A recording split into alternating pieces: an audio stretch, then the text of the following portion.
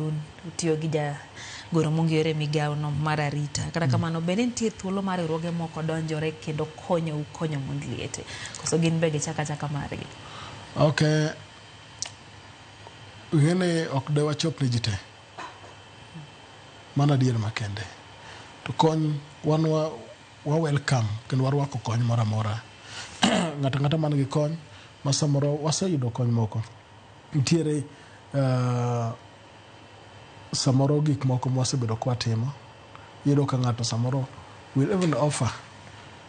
okelnu kata samoro kata pi okelnu kata gima matin minyalo jinyalo modho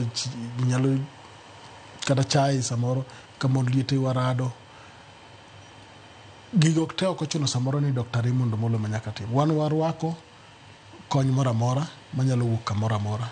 and ngata man gi paro be samoro mar timo gimoro aina ni orwaki nikech wate wadwani mondo wabed gi piny maber wate wadwani mondo wabed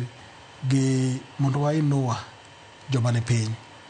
koro ok wanyalo wacho ni wanyalo bedo selfish ahinya